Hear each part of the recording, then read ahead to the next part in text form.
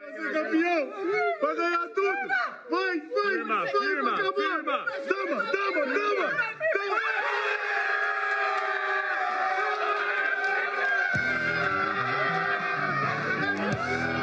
A nice little personal carnival for Luis Assunção Garla, the Brazilian who picked up one of those numbers right there. World Series of Poker bracelet on GG in event 55 last week. Welcome one and all once again to another edition of the World Series of Poker Recap Show from inside the PokerGO studio at City Center, Aria Resort and Casino to be exact. Ali Nejad, joined by the inimitable Brent Hanks. And Brent, I begin by trying to determine what it is exactly that you do between the last time that we did the show and this time. Inquiring minds want to know. Inquiring minds want to know what inevitable means. What is that? What did you say, Ali? Well, it wasn't that, whatever came out of your mouth, but tell us. Listen, I had a wonderful weekend. I spent time with my wife and family. I had a birthday, Ali Nejad. I'm Really? 1 year older and 1 year dumber. Are you not going to tell us a number? Are you going 38 years young. I'm 38 years young, played a lot of golf, celebrated my birthday, had a little cake, did the whole dance, you know. No poker? No poker, Ali. But I did watch poker. My eyes were fixated on this 10K Final Four battle that had, and let me go through these names real quick, Ali. It was Michael Zhang, David Peters, maybe you've heard of him. Yeah. Michael Adamo, and then the Cinderella story, Alyssa MacDonald, Ali. I couldn't stop. Who's going to be joining us a little bit later on in the show, and let us get a look at exactly what it is in total that Brent was riveted on. As you see the results from no less than 8 GG poker events, a jam-packed week full of action. You see D. Pete's right there, the heads-up champ, 360K. But how about Ivan Zukic, $843,000 richer in event number 63. The prize pool's bigger on the GG side of the summer. Yeah, I mean, that's just a massive score. But then again, David Peters collecting his second bracelet, Disco Dave. This guy's just out there cutting a rug every single time he takes something down, Ali. Yeah. What a weekend. Gold member, I think is what I'm going to start calling him. And there were some deep runs as well. We can't neglect the names that are a bit more familiar to us, in particular in North America. Daniel Negreanu, of course, made it into the round of 16 in the heads up. And then you got Elke, the new GG ambassador in event 54, showing up as well. Legend. Speaking of legends, how about Chris Moorman, event 58, runner-up finish? Of course, the big story this week, and Alyssa MacDonald captivated everyone's attention, but was a semi-finalist, the champ, David Peters, representing the US of A in the heads-up event number 54, wearing the crown, quietly continuing to cobble results. So humble. The guy doesn't really say anything. He just lets his play do all the talking. And here, of course, is that result. His cup runneth over with half zips. I'll tell you that right now. First place was worth $360,000 and change. And here was the moment. Ace King, kind of an easy one. Oh, man. Big Slick? How do you win a tournament with Big Slick? I've never done that in 10 years. And just clean living. On flops like that, against Jack 3 of clubs, it gets easy. Had his man drawn dead on the turn and filled up for good measure on the end as we look at the remainder of that heads-up battle. Big names out there. Yeah, how about Michael Adamo, the Australian phenom, and of course, Alyssa MacDonald, that Cinderella story. And that win helping Peters to solidify his spot among the top 7 in all-time earnings. Bryn Kenny, of course, finishing second in the Triton London, that £1 million event, vaulting Justin Bonomo. Then you got Old Faithful Eric Seidel in fourth, of course, Negreanu on the podium as well. But 33 million plus, Brent. Yeah, I mean, the thing that stands out to me, too, on that Goliath list, how does Daniel Negreanu and Eric Seidel remain inside the top 5? Today's day and age, these online phenoms, these massive high rollers, they're clearly still getting it done. Well, I think it's because they don't spend their time partying. We have a live look right now. David Peters joining us from an undisclosed location, a warehouse perhaps. David, you got us? David? David, can you, it's loud in there. Who's the guy behind him, Ali? What? David, don't turn around. Whatever you do, do not turn around to your left. Keep your hands in front of you, David. What is happening? Oh, careful with that pointer. Better outfit, the gold member blouse or the Poker Masters jacket? I just can't stop, Ali. What are you doing? I just can't. I don't know. I can't help it. I don't think we're losing David. I think we're also losing Brent. apparently. You know, when I woke up this morning, this was not what I signed up for. Oh, yeah. Do you want to hold this up? You having fun? You want to hold this one? I don't want to hold that. Dance with us. You can just come in with us a little bit. I don't want to hold that at all. I'm glad you got that out of your system. Now that the inmates are done running the asylum, let's get back to business. Of course, it wasn't just DPs who posted results over the past week. We have some other folks to discuss. The event number 58 winner, Ravid Garby, a cool $500,000 plus for the 5K No Limit Hold'em 6 match. Yeah, and he took down Chris Moorman. Whew, just missing on his second bracelet, of course, Moorman. Yeah, easier said than done, I can imagine. The Brit was not happy, but when you take Queen High up against King High for all of it, you are a dog.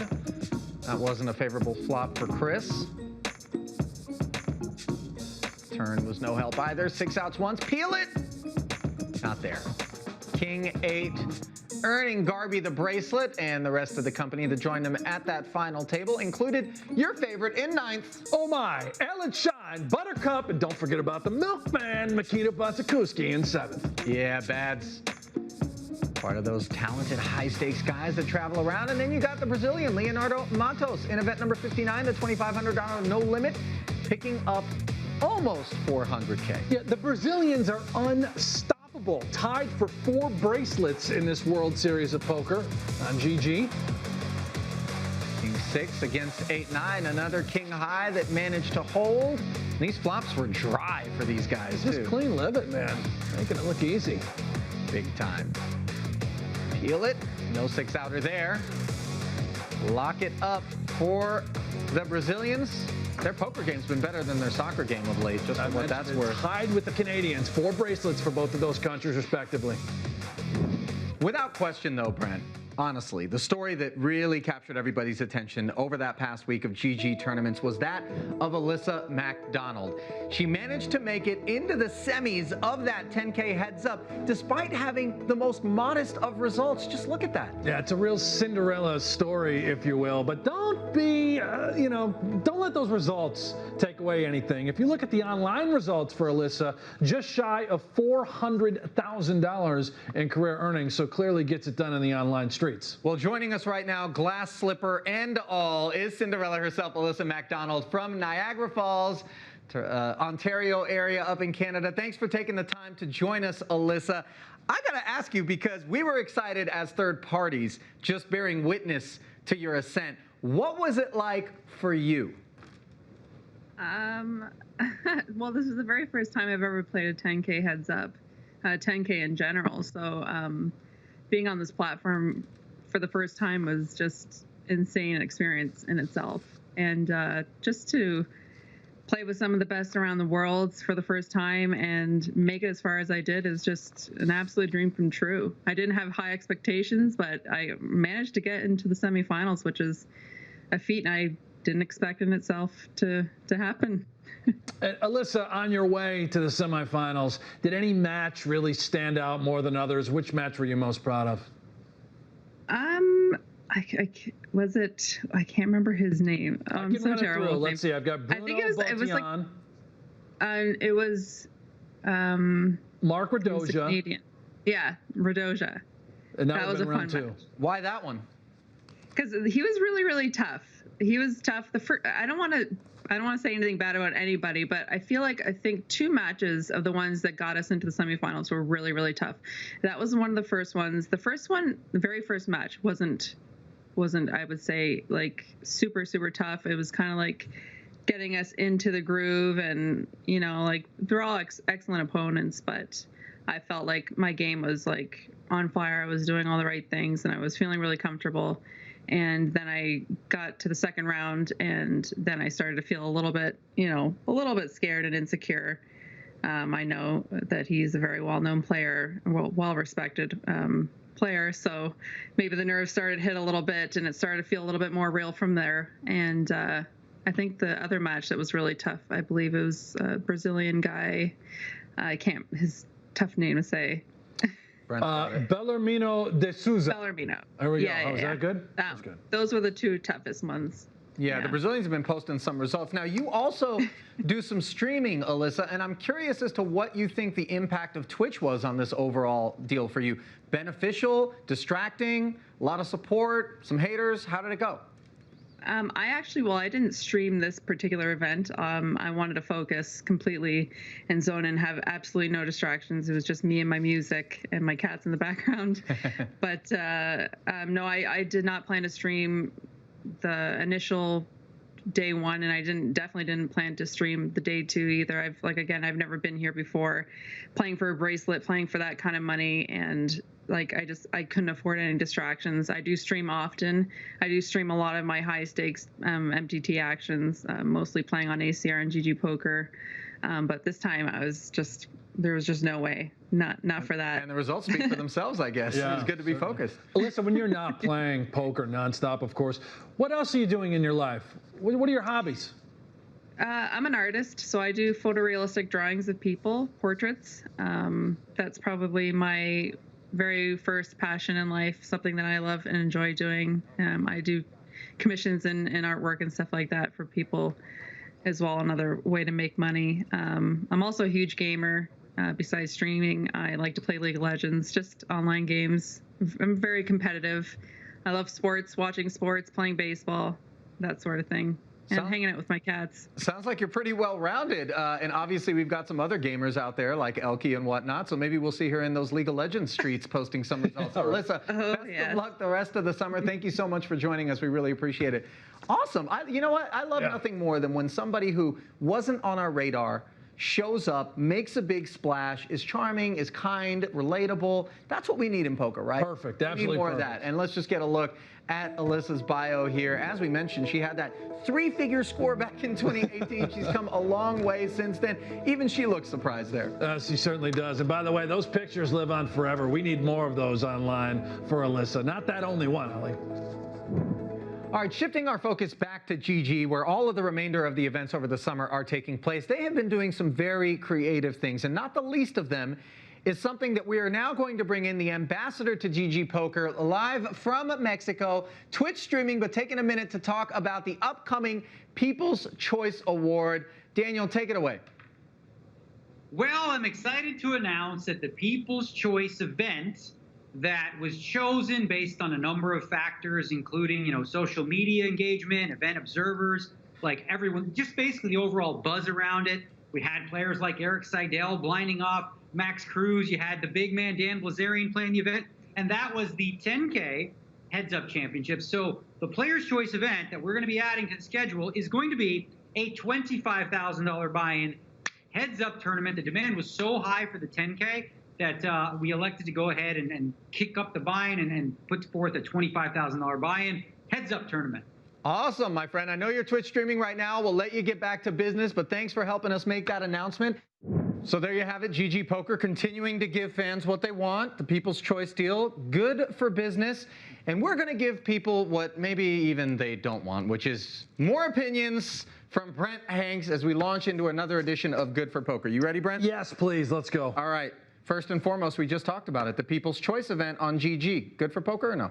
Has to be good for poker. You're giving people a choice. They want to. We're going to decide on what everyone wants to do. How can it be bad for poker, Ali? I didn't say it was bad. Can you take something there? Don't turn this around on me. This is your segment. It's good for poker or not. Okay, so you think that one's an objective truth. Yeah. Let's move a little bit deeper past the People's Choice to the ambassador, the man himself. Daniel Negreanu was just with us. Good for poker or not, his rants. Daniel Negreanu's rants. Amazing for poker. I love how authentic he is. I love how out of his mind he seems. I love how intense he is. He looks a little thin. I think he needs to change his diet maybe a little bit, Ali. I mean, he's vegan. Yeah, he's vegan, but that doesn't mean that you shouldn't eat. You need to eat something, Ali. Little thin for me, but good for poker. So his rant's good for poker. His diet maybe not good. Yeah. Okay. All right. Got it. Moving forward. Training sites. This has been a kind of a hot button issue because obviously the aggregate player pool gets better and the game gets tougher. Good for poker or not? Training sites. Worst thing to ever happen to poker, Ali. Okay. From day one, clearly I've never been to a training site, by the way, but whenever I started seeing these training sites pop up all over sorts of buildings and sponsorships and branding, I knew right then and there this is a bad thing for poker. Now everybody gets good. How am I supposed to go inside a casino and beat that regular cash game? Everyone's too good at poker, Ali. Yeah, the counterpoint obviously is that it draws more people in, creates a little bit more interest, but those people, they're tougher to beat. Last but by no means least, good for poker, another week of Brent Hanks. Or not. You know what? Actually, you shouldn't weigh in on this one. I've got somebody whose opinion I'm going to lean on even harder for this one. Maria Ho joining us from Mexico, Cabo in particular, I believe. Maria, please help me out. Is another week of you sticking me with Brent Hanks out here all by my lonesome good for poker or not?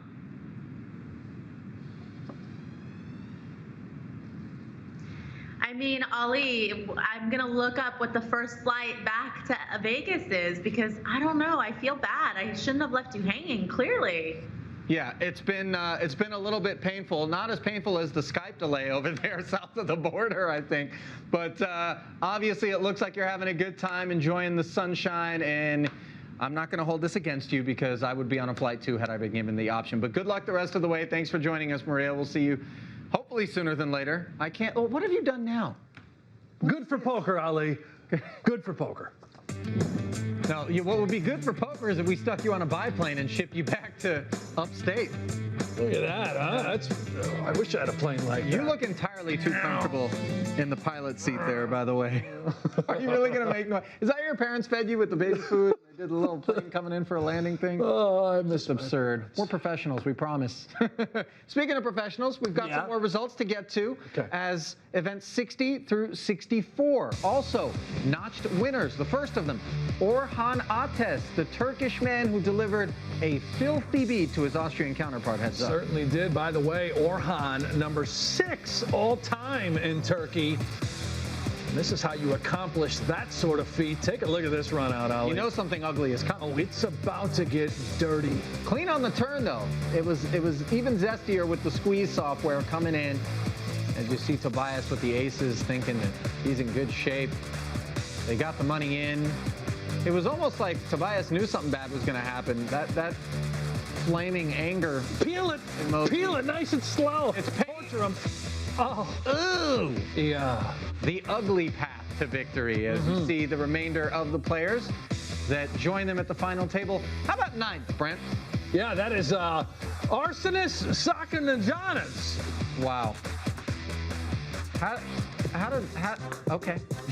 Alexander Stacey, the Event 61 $300 Monster Stack winner. No photo available for the Brit, but this is a big haul for him. Yes, it is. And I had to do a little digging on Alexander. What I found that the man from the UK has $1,100 in total career earnings. Give the man a bracelet, Ali, right here. And no bad beat this time. Ace high took down King high. Flop and turn clean, and then a little squeeze for the W. And that final table was rounded out with a few more pronounceable names than the one that preceded it there. How about 7th? Yeah, Steve O'Dwyer. Wait, what's he doing in a $300 buy-in event, Ali? He's printing 18K, Brent. Good point. That's what he's doing. And then you have the winners of events 62 through 64. It happens on Sunday. Church was in session and the congregation received sermons from pastors Ruben, Zupich, and Ved. And the cup runneth over when they pass the hat around. And with so many results piling in from the GG side of the summer, let's start to get a finger on the pulse of who's getting the lion's share of the dough up for grabs here as we look at our top 5 on GG. Of course, Daniel Dvoris, $1.5 million roughly, right there in number 1, but a nice colorful spectrum down the line. Yeah, and you know what really catches my eye? How about 3 Canadians in the top 5 with money earnings? And of course, Alek Stasiak, 2-time bracelet winner. Yeah, not a bad haul of $616,000. Ask yourself how much you made in your first summer job. And joining us now from north of the border, Oakville, Ontario, at his parents' place to be specific, it is none other than Alek Stasiak. Alek, tell me, how much did you make in your very first ever summer job, and how does this one compare? I think it was about $7 an hour. So this is slightly better. Slightly better. No doubt about it. How are mom and dad feeling about this summer? Are they behind you? Are they excited? Yeah, it's been touch and go, but I think they're starting to realize that this is a good amount of money to set me up. Alek, question for you: first bracelet or the second bracelet? Which one is sweeter? Second one for sure. I mean, first one, anybody can get lucky, right? But second one solidifies that. You know, it's funny. If anyone could get lucky, you would have thought Brent would have picked one up by now. I'm just. Oh, do you have one, Brent? I can't. I have one, okay. Ali. All right, but the second one, because anybody. It's the second one. He made a great point. Anybody can get lucky. Was this a realistic? Was this a realistic thing in your mind? I mean, obviously, people talk about the preparations and visualizing and the psychology behind trying to put a summer together. But did you think one, let alone two, were even within the realm of possibility? No, definitely not. I mean, I think when poker's no longer your day job, you know, there's a mentality switch, and so, you know, it's more relaxing when you play, I think. Alek, taking a look at your live resume, $32,000 in career earnings in live poker, and of course, you just won $616,000 in these two events alone. Have your goals shifted going into 2021? Maybe a little bit more live poker on the horizon? I mean, for me, live poker is always more fun. So I'm excited to play the World Series of Poker Europe. I don't know when it's going to be, but I'm pretty stoked for that. Yeah, obviously we all miss live poker. Online's not quite the same. What do you feel like are the pros and cons of each of those realms? I mean, obviously there's aspects of each that tend to favor different playing styles. And what's your favorite and why? What do you think's best for you? I mean, I think at this point, live poker is still softer than online. Because you do get a lot of the guys that don't play online don't have the same kind of volume, and I like the reads. The live read aspect is fun for me. Yeah, I think you know, obviously Brent wouldn't disagree with you when it comes to the live. You're a guy that you feel like a tell box though, Brent. But this isn't about you. No, this is not about me. Alek, please. Have you scaled the summit then, Alek? You talked about that this is no longer being your day job, mentality shift or whatever. What's left for you as far as goals are concerned?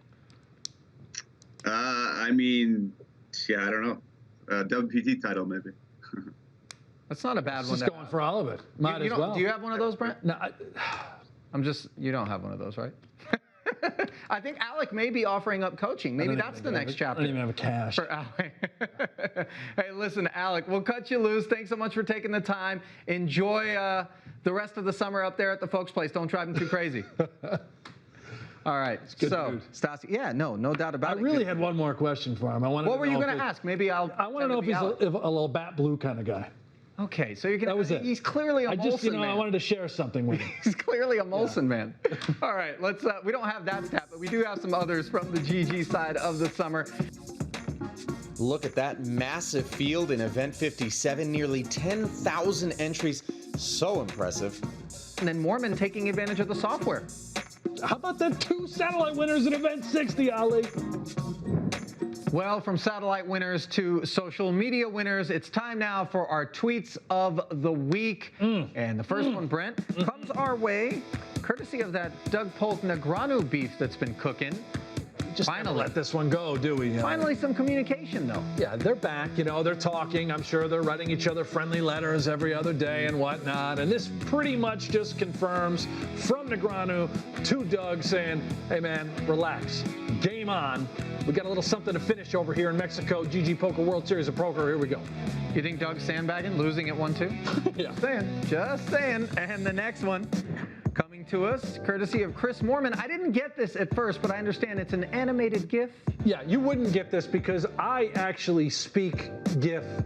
That's all I do on Twitter, Ali. So what's happening here? This is Joey, from what I'm told, from a show called Friends, and there's a pretend it's animated. I see. A little tough to offload the spoils. Try it. Sometimes. Do the wink. Can you just do? Well, that's what he's doing there. Well, thank you. I'm glad that we had you here to be a human animated GIF. I've long thought that about you, that you are a human animated GIF. And last but not least, coming from one poo dog Melissa. What? Not a stranger to you. Looks like she was on the rail along with so many others when the largest no limit hold'em pot in history. That's right. Who? I said poo dog Melissa. That is the largest no limit hold'em hand in online history, Ali. You're exactly right. Limitless, by the way, is known as Victor, don't call me Victor Malinowski. He is one of the most iconic cash game players in the world in online history.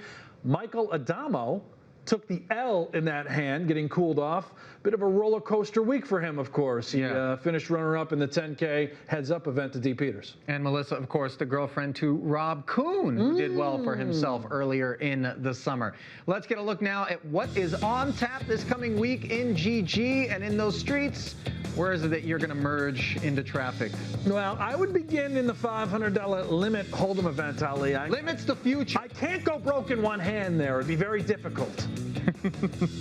That's all it is? You're just thinking, where can I get the maximum value? Max play. The longest. Just want to sit there as long as I can, Ali. Yeah. Spoken by a man who I often find playing Keno at the bar. One bet. All right, that's all we've got time for. Good luck to everybody out there this week. On behalf of Brent Hanks, I'm Ali Nejad saying so long and good luck.